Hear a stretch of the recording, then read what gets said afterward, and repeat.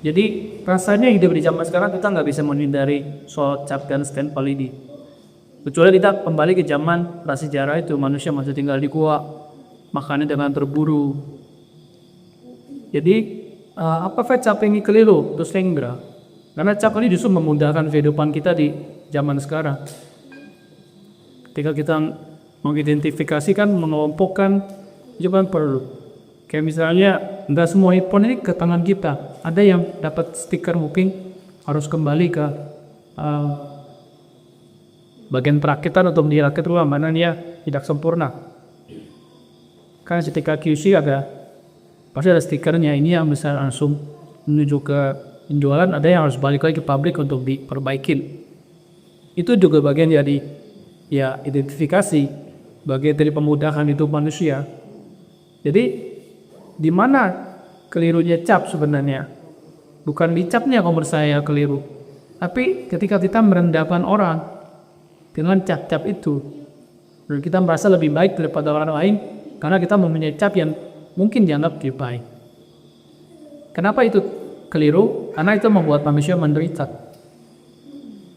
Jadi kalau kita mengkelompokkan manusia pada akhirnya dengan segala macam perbedaan yang menjadi banyak, mungkin kita bisa menemukan ratusan atau ribuan perbedaan di manusia. Tapi ketika kita mengelompokkan menjadi dua jenis, hanya ada dua kelompok manusia, yaitu manusia yang bahagia dan manusia yang menderita. Mau variannya mau dibuat mau jutaan apapun, ketika dikecilkan tuh hanya ada dua kelompok manusia. Manusia bahagia dan manusia menderita. Kita hanya membedakan manusia, dia bahagia atau dia menderita. Kalau dia menderita ya kita ajak sama-sama bahagia. Kalau kita lihat dari frame bahagia dan menderita, kita bisa tahu jodoh kita dalam kehidupan saat ini. Kenapa kita hidup di bumi ini ketemu presiden yang nama Donald Trump? Ya kan? Kita ketemu di sini presiden nama Prabowo. Kita ketemu yang namanya Zelensky. Ada Xi Jinping juga di Cina. Kan kita hidup di planet yang sama nih, hidup di bumi yang sama dengan orang-orang itu. Kita hidup di bumi yang sama, dia banyak perang antara Ukraina sama Rusia, antara Israel sama Hamas sama Lebanon. Ya, ada banyak macam keributan, konflik segala macam. Apa sih jodoh kita dengan mereka? Tapi ada juga tadi yang Ustaz dengar cerita pengalaman orang yang sehari-hari ditipu terus hidupnya, punya uang sedikit ditipu, punya uang ditipu. Kayaknya nggak bisa keluar dari kayak lingkaran setan tipuan-tipuan itu gitu. Nggak pernah bisa punya uang, karena begitu punya uang ditipu habis, punya uang ditipu lagi habis. Dia nggak merasa menderita. Kita melihat dia udah pusing, tapi yang mengalami mungkin merasa kayaknya itu kayak Marco Dufan doang. Mungkin ini exciting loh hidup fun ya, ada keselamatan, ada ketegangan, keseruan kayak itu buat mereka mungkin exciting kali kayak pergi ke Dufan. Kita nonton udah ngeri banget ya. Kok hidupnya begitu gitu loh. Tapi itu kan perbedaan. Tapi pada akhirnya dia menderita atau enggak? Di luar dengar atau salah? Dia menderita atau dia bahagia? Kalau dia bahagia ya nggak apa-apa silakan. Tapi kalau kamu menderita, kamu harus berubah. Karena manusia bisa bahagia, yang lain bisa bahagia. Kita lihat bunga aja. Tadi saya di rumah Mas Rono lihat bunga orchid anggrek. Ya anggrek, kita kali foto bunga anggrek depan dekat rumah Mas Rono. Bagus-bagus, indah, ya beautiful. Tapi anggrek itu parasit. Dia hidup dari hidup lain, menumpang. Dia nggak bisa hidup dengan sendiri. Dia harus menjadi parasit. Tapi dia indah. Gimana? Lalu kita lihat bunga yang lain, misalnya bunga bangke. Bunga bangke juga pokok dia. Tapi dia bau. Tapi dia bukan parasit. Jadi bahkan bunga bangke pun ada kebaikannya. Nanti bunga anggrek yang cantik pun ada keburukannya. Itu padahal baru bunga doang. Ya apalagi manusia jauh lebih kompleks.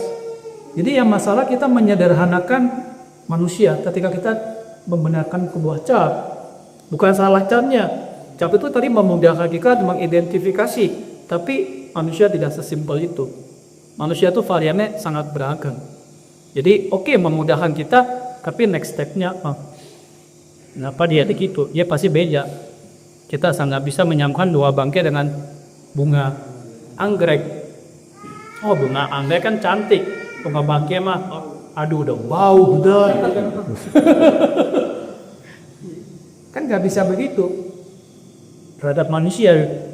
Nah, ketika kita punya gohonson, ketika kita jadi umat pikiran sosial, kita punya susunan, kita melihat manusia tidak berbatas sama cat tadi. Kita melihat lebih jauh ke dalam jiwanya itu. Jiwanya ini bahagia atau menderita. Karena kita bisa melihat kehidupan itu tembus, jiwa orang itu tembus. Bukan kita hanya lihat permukaan yang cuma stempel. Nggak salah dengan stempel, tapi yang salah kalau kamu hanya menilai yang berdasarkan tabnya di doang. Kamu nggak pernah coba rasanya. Walaupun kamu tahu ini merek yang mineral, kalau kamu nggak pernah buka, kamu nggak pernah minum, ya kan? Kamu nggak tahu. Yang kamu tahu cuma cap di doang, lem mineral. Apa lem mineral? No idea, nggak tahu apa itu karena aku nggak pernah minum. Tapi kalau ketika minum, kita tahu siapa lem mineral. Apa bedanya sama aqua? Kalau kita pernah coba, kalau kita pernah minum, kita tahu. Nah, kebanyakan manusia berhenti di cap nih doang. Itu yang membuat dia tidak bahagia. Kita harus terjun, kita harus masuk, kita harus tahu siapa dia. Itu yang membuat kita bahagia. Itu yang membuat kita menjadi kaya. Karena kaya kamu saya bukan uang. Karena zaman sekarang kalau saya bilang uang itu nggak ada harganya kok. Presiden Zelensky itu dapat uang berapa banyak dari Amerika untuk perang sama Rusia. Kemudian 3 tahun dari pahlawan sekarang jadi diktator itu. Waktu zaman Presiden Joe Biden dia dibilang pahlawan. Begitu Joe Biden turun sekarang Donald Trump naik, Donald Trump bilang ini diktator. Sekarang malah bilang Rusia tuh baik. Negara yang sama, ya kan? Presidennya beda, ngomongnya beda. Oh, percaya siapa zaman sekarang? Negara adidaya, superpower.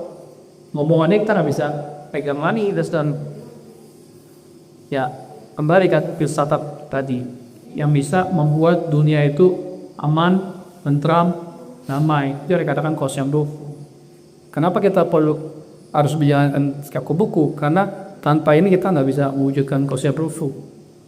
Karena dunia sekarang semua rasakan konflik. Nggak usah tingkat negara, tingkat keluarga aja kita antara saudara, antara orang tua sama anak ribut gara-gara uang. Ya kan? Tahu dulu saya ada lagunya Mas Dejo tuh ya, pancingnya wis kuro-kuro ribut gara-gara duit. Gitu kan ada lagunya gitu kan kata-katanya kan. Ya sekarang ya umur saya semua begitu gitu. Orang semua ribut karena duit. Rusia sama Ukraina ribut karena duit. Amerika sekarang sama Kanada ya karena uang. Semua. Bapak sama anak ribut gara-gara uang. Saudara kakak beradik ribut gara-gara uang. Nah, karena melihat uang segala-galanya. Tapi tanpa ambil Olimpik dunia ini akan lupa. Karena kita nggak punya tujuan yang lain. Semua orang tujuannya uang. Nah, kita ada bonsam untuknya apa? Ada susunan untuknya apa? Kita punya tujuan yang beda. Kita punya tujuan konsep dulu. Kita ada target yang paling jangka pendek WNR nanti September tahun ini. Itu kita harus wujudkan. Itu yang membuat dunia bisa berubah.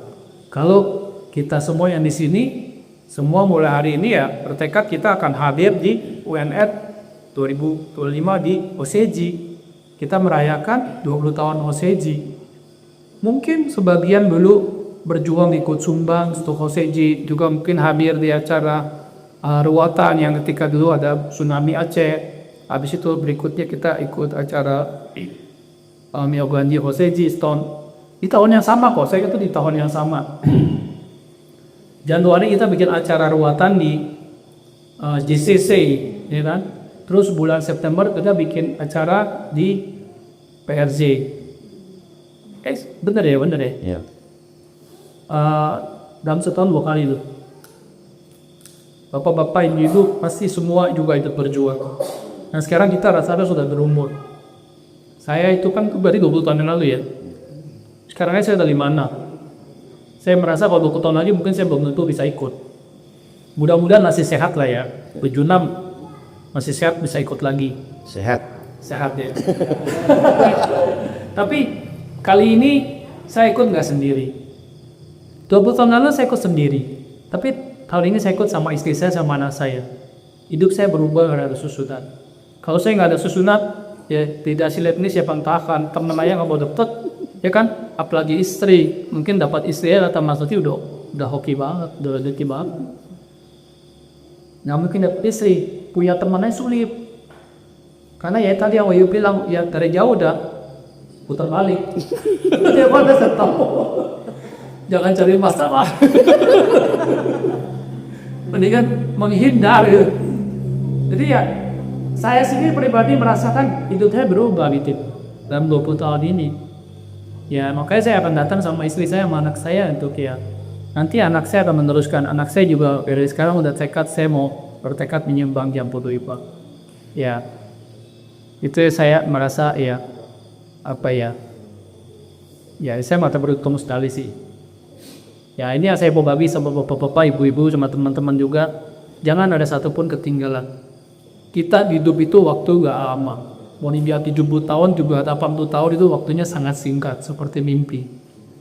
Tapi membuat kenangan itu gak semua orang bisa. Kamu numpuk harta berapa banyak pun, sepeser pun lagi bawa. Bisa jadi ketika kamu mati malah sumber keributan. Kakak beradik, orang tua sama anak malah jadi berantem. Tapi yang kita bawa tuh kenangan, memori. Bikinlah memori sebanyak mungkin dalam hidup, sehingga ketika kamu pada saat mau aja, memori-memori indah itu yang akan flashback di kita. Jadi kita bisa tersenyum. Bedanya cuma di sana. Kenapa orang mati tersenyum sama orang mati ketakutan? Orang yang mati tersenyum, dia akan muncul flashback semua memori-memori yang indah yang kita buat bersama-sama di susunan. Tapi kalau orangnya mata di motor, ketakutan, kan dia kepusingan atau wah gue nanti ya siapa? Ya kan? Nanti anak saya gimana? Istri saya kawin lagi atau enggak? Atau suami saya kawin lagi atau enggak? Kita nggak tahu. Baru-baru ini ada umat yang meninggal ternyata punya simpanan 2, padahal orangnya baik-baik aja. Sampai istri sama anak gak tahu dia punya simpanan bukan 1, 2. Hebat juga loh ya. Maksudnya sampai mati gak ada tahu. Dia bisa simpan, benar-benar simpan tuh. Benar-benar simpanan lah. Tahu. Nggak bocor sama sekali. Kalau bocor kan bukan simpanan lagi ya.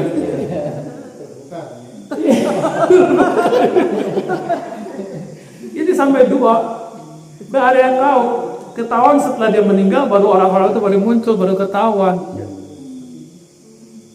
Ya, coba kalau kayak gitu gimana? Makanya bikinlah memori yang indah. Kita bekerja untuk bisa nyumbang.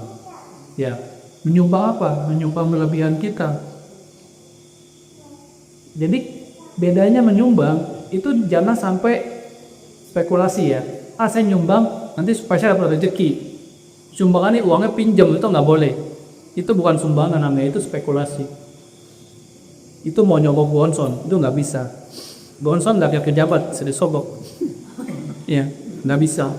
Jadi kita sumbang itu pasti kelebihan kita. Ya, kita berterima kasih sama bonson, maka kita sumbang. Itu kelebihan kita. Saya ada kelebihan, saya makanya sumbang, saya terima kasih sama bonson. Sebagai manusia, kita menyumbangkan kelebihan kita. Ada yang kelebihannya pintar masak. Sehingga kalau dia masak, orang makan happy. Kalau dia masak, orang makan negeri, boleh jangan masak. Itu bukan kelebihan. Tapi kalau kelebihan, dia pasti bisa bikin orang lain happy dengan apa yang dia punya itu. Tapi setiap orang beda-beda. Lebih kompleks daripada timah tadi. Tapi ada, tiap orang pasti punya kelebihan. Nah, bagaimana kita bisa memunculkan kelebihan ini? Dengan kebiasaan menyumbang. Kebiasaan menyumbang ini membuat hidup kita berubah. Dari mencari duit, dari menyumbang. Cari duit orang miskin, menyumbang orang kaya. Orang miskin cari duit mulu, siap malam cari duit, tapi nggak bisa nikmati. Kayak tadi yang dibilang tuh, uangnya tetap kurang. Orang kaya tapi minta DLT. Jadi nggak dibilang orang kaya itu dari punya uang berapa. Jadi ayo kita sumbang. Kenapa sih penting WFH ini? Karena kita mau sumbang. Sumbang apa? Sumbang ketentraman. Karena sekarang ini semua orang hidupnya egois. Nggak ada orang mikir sama orang lain. Semua yang penting diri sendiri, keluarga sendiri. Tapi bapak-bapak, ibu-ibu yang hadir nanti di WFH beda. Karena mau negara ini aman, tentram. Siapapun pemimpinnya, negara ini bisa aman dan tentram. Dunia ini sangat krisis. Ya, Donald Trump buktinya. Karena Donald Trump dituduh agen Rusia, agen mata-mata Rusia. Aku nggak tahu, nanti bisa aja Amerika Serikat juga pecah, perang saudara bisa. Karena sekarang kebagi dua, pendukung dan yang musuhin. Benar-benar terbagi dua kayak kita waktu konflik dulu di Pilpres tahun berapa itu, tahun 2014 mungkin ya, 2024. Temannya waktu Pak Jokowi sama Pak Prabowo lagi itu. Makanya kalau lihat itu ya ketulusan bapak-bapak, ibu-ibu ini untuk kita dari sekarang bertekad untuk hadir di UNR ini juga jadi sangat penting. Jangan ada makin jalan. Momen ini nggak ada lagi. Momen itu nggak bisa terulang. Mungkin mau di masa depan mau nyumbangin buat Jambu Dwipa atau mau ikut kegiatan lain, yang pasti itu bukan Jambu Dwipa, yang pasti itu bukan 20 tahun kosong. Kalau kita masih itu, ya kan, kita semua ribut nggak punya uang. Yang punya uang merasa tenang-tenang, tiba-tiba besok nggak ada dia lewat. Orang badminton mati. Main badminton kan mau sehat kan, mari. Iya, nggak bisa ngomong zaman sekarang itu loh. Jadi sama-sama kita mesti demoku, ya ada setiap hari ada 7 pada 8 ada syodai. Kita sama-sama bemuku. Ini momen yang penting, nggak bisa kita anggap kita pasti bisa berangkat. Yang punya uang, nggak punya uang sama aja. Saya tinggal bagaimana kita untuk rezeki sampai bulan September. Hanya orang yang rezeki yang bisa hadir. Ya, mudah-mudahan jelas ya. Dari saya itu ya, terima kasih. Selamat malam.